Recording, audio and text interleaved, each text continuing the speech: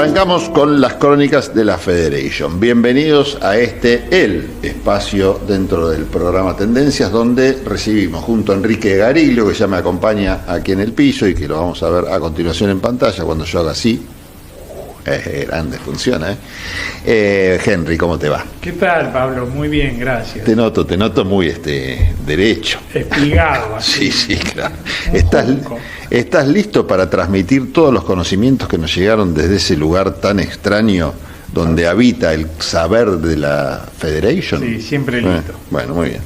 Bueno, algún día vamos a explicar, sobre todo a quienes más siguen este segmento, a Alejandra Venditti, a Miguel Aldet, a tantos otros. Vos tenés también unos cuantos que siguen la Federation, sí. Y estas crónicas y nos dicen, bueno, ¿qué es la Federation? ¿Cómo es que los proveen de esta información? Lo vamos a ir develando de a poco. Ya hace no sé cuánto tiempo venimos diciendo lo mismo, pero tenemos también una suerte de compromiso con ellos, de no mandarlos al frente, pues si no sería inagotable la cantidad de gente que se acercaría a por esos conocimientos.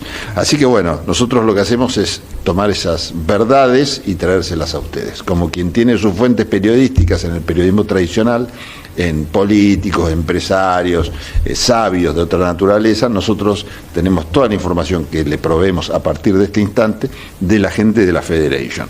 Y hoy nos combinó, porque es así, se comportan así, ya se los anticipamos la vez pasada, ¿no? Vamos a hacer una especie de paneo por los tiranos, ¿no?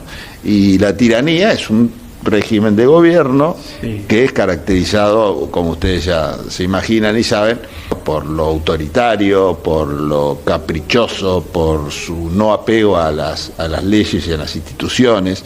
Y bueno, y esto adquiere formas realmente terribles en algunos casos, que lo distinguen aparte hasta de algunas dictaduras, porque suelen ser más personales que en conjunto, y algunas dictaduras están compuestas más por juntas, como hemos tenido nosotros acá, sí, y eso complica el accionar del tirano, ¿no? Porque compite contra otros tiranos, claro, en todo caso. Pero bueno, es interesante hacer un recorrido por los tiranos del mundo y también ver si es justo o no ese adjetivo calificativo que se le da al presidente Javier Milei cuando se dice este hombre es un tirano. Claro. Yo creo que hay condiciones objetivas que, si así fuera, limitan su capacidad de serlo, porque hay instituciones que más o menos funcionan en la Argentina. Lo hemos visto en este periodo antes de ganar las elecciones, ¿no? Muy poquitas leyes pudieron avanzar a pesar de su voluntad de ir por el Congreso, de avanzar con algunos temas importantes y no tanto, pero de espaldas, literal y no tan literalmente, al Poder Legislativo, y sin embargo, bueno, tuvo ahí una importante traba.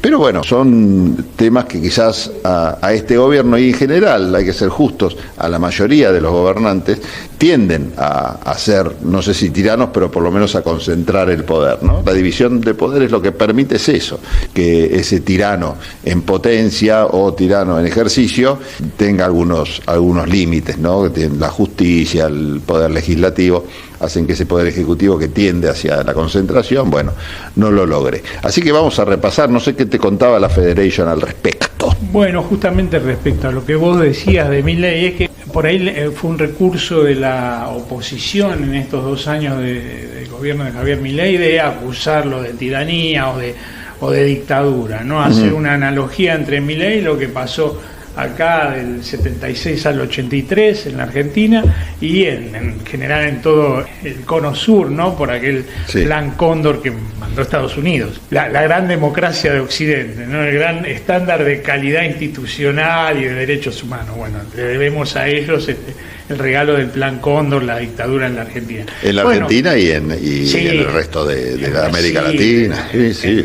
En Chile, Bolivia, en Perú, con más o menos virulencia, pero eso ya dependía de cada país y de qué posibilidades tenía de avanzar o no. Sí. Pero la bajada de línea claramente era de allí, de Washington. Nunca pidieron disculpas, y no es que lo decimos desde acá o como lo dicen otras voces que esto es una diatriba antiimperialista, no.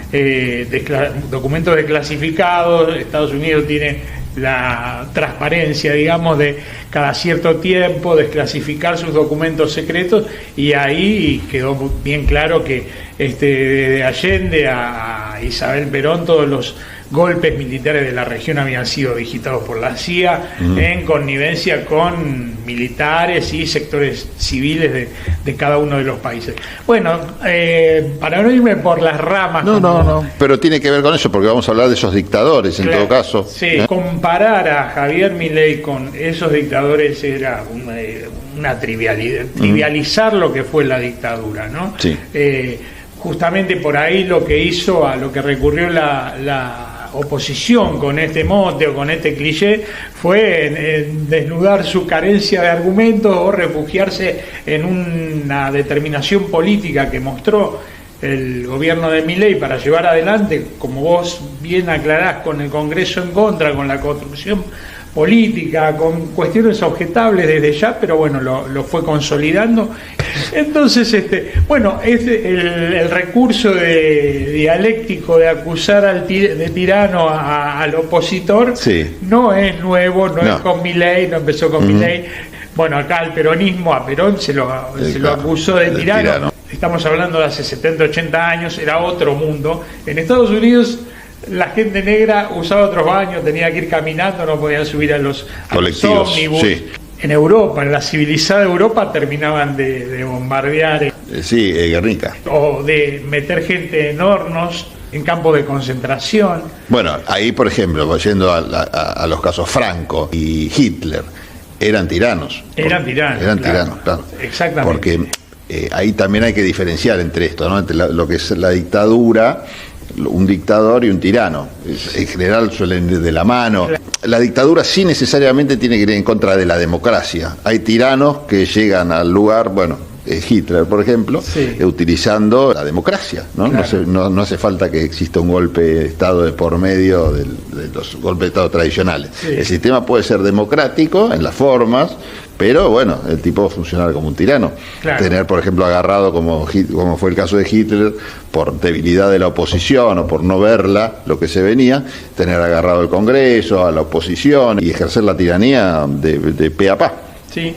El ranking de tiranos se lo atribuyen a Mao Zedong. Hay un ranking de tiranos. Hay un ranking de tiranos, pero medido en cantidad de víctimas que provocaron. A Mao se le atribuyen 47 millones de muertos, a Stalin 20, a Hitler alrededor de 17 millones de muertos. Después ya de ahí baja a Pol Pot, camboyano, más cerca, en los años 70. Bueno, lo de Mao también fue una revolución, fue en términos de enfrentamiento, de supresión de la oposición, pero también porque China venía de 2 siglos de dominación anglosajona, terrible, de destrucción sistemática con la guerra del opio, de opresión absoluta. Mao lo que es una reacción a todo eso y bueno, hasta que la pegó con la logística para darle de comer a la cantidad de chinos, murieron un montón en terribles hambrunas y en movimientos represivos. Yo, leyendo un poco de esa historia, un capítulo muy interesante que tiene que ver con una suerte de encuesta que larga en su momento Mao para ver cómo andaba el gobierno y qué pretendía la gente, ¿no? En un momento un poquito más de estabilidad, pensando que las reformas que había hecho el tipo y todo estaban bien vistas. Bueno, la cuestión es que sale a hacer una encuesta, ¿no? Un sondeo de opinión para ver cómo veía la gente su gestión, pensando que le iba a dar bien, de esa forma lo iban a avalar. Y claro, la gente se sintió contenta porque dice, mira, este hombre que nos llama, nos convoca a ver cómo andamos. Y sale a decir lo que opinaba realmente, ¿no? Y mirá, esto no me gusta mucho, esto tampoco, qué sé yo. Y cuando Mao ve todo eso, dice, no me gusta un carajo pero está bueno porque los tengo identificados. Y ahí se manda una matanza de la reputa madre y limpia, sigue limpiando, claro, ¿no? Hay una limpieza de esta naturaleza. Bueno. En paralelo con la hambruna, ¿no? Bueno, un libro que describe muy bien una tiranía, la de Stalin, Joseph Stalin, el soviético, es el libro de Martin Amis, La risa y los 20 millones, Koba el temible, que cuenta todo el proceso de la dictadura stalinista, ¿no? Y ahí hace una observación muy interesante, Martin Amis, británico él, que dice que a los ingleses no le molestaba tanto Stalin como tirano, sino que el problema era Hitler, porque les había bombardeado Londres, entre otras ciudades, ¿no? Hasta casi destruirla hasta sus cimientos, a su ciudad. Entonces no, Stalin era algo que ellos como sociedad habían dejado de lado. Ese doble estándar que después veremos, llegaremos iremos ahora más, con ejemplos más presentes que nos indicó la Federación, obvio. Y describe minuciosamente cómo fueron los procesos de exterminio y de disciplinamiento social que llevó adelante Stalin en la Unión Soviética en los años 50. Cómo hay tiranos y tiranos, ¿no? Cómo el mundo supuestamente civilizado, el que manda el Plan Cóndor, por ejemplo, pone el mote de tirano a unos y a otros no. Bueno, podemos hablar, podemos conversar con ustedes. Y justo le pasaba a Pablo, que estábamos preparando este tema más temprano, cómo hoy visita Estados Unidos Mohammed bin Salman, que es el heredero de la corona de Arabia Saudita. Arabia Saudita no es un estado democrático. A este hombre se le atribuye que en 2017 Khashoggi, un periodista del Washington Post, era crítico, vivía en Arabia Saudita, se exilia y un día tiene que hacer un trámite diplomático porque estaba exiliado en Turquía, va a la embajada de Turquía y sufre una muerte atroz, tortura, lo cortan en pedazos, lo disuelven en ácido y está claro que todo indica, en la embajada de Arabia Saudita, en Ankara, era claro que el gobierno sabía de todo lo que, porque era muy crítico de este hombre que hoy recibió Donald Trump a los besos y abrazos porque le va a vender no sé cuántos aviones F-35 de combate. Sí. Yo tengo acá un ranking muy simpático, ya te dejo seguir, pero viene a cuento para hablar de uno de esos dictadores. Los más jóvenes de la era contemporánea.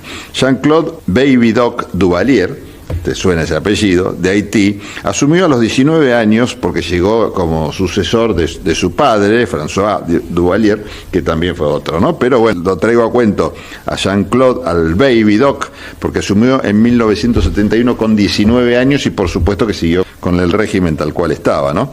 Después, una dictadura personalista, represión, control militar, que esto no lo mencionamos, ¿no? Porque es parte de toda esa historia. Y esa cosa dinástica, perdón, que nos estamos olvidando de Corea del Norte, ¿no? Bueno, claro. Papá, abuelo y nieto.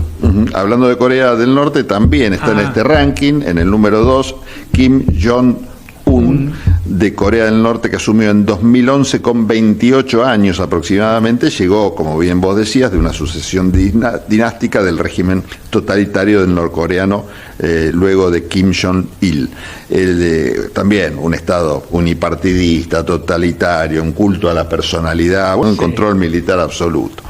Después un nombre que voy a pronunciar seguramente mal porque tiene un montón de signitos raros, Ngo Dinh Diem, de Vietnam del Sur, también llegó al poder a los 31 años, y el que quería mencionar, que viene antes del de Etiopía, con 36 años, que es un régimen marxista, porque digo, acá tampoco hay ideología, vos sos de lo que sea, pero más que ideología está ese poder. Pero estaba Muammar Gaddafi, que vos hablaste, de Libia, con 27 años, llega por un golpe de Estado en 1969, es una dictadura militar, personalista, de larga duración. Y acá la condena de los Estados Unidos con Gaddafi, que termina muy mal, ¿se acuerdan ustedes? Lo termina asesinando. Fue dura, ¿no? Por esto, porque era teóricamente un tirano y todo. Cuando le sirve para hacer negocios, porque Gaddafi plantea, y acá seguramente me van a venir a buscar, hay un planteo de Gaddafi que lo vamos a traer la próxima vez, que a mí me lo dio la Federación. Hay un planteo en la ONU que es impecable, explicando cómo el poder de los Estados Unidos en realidad lo que tiene es intereses en que él se vaya del poder en Libia por todo lo que implica geopolíticamente, pero hace un pantallazo y después de eso lo matan al tipo.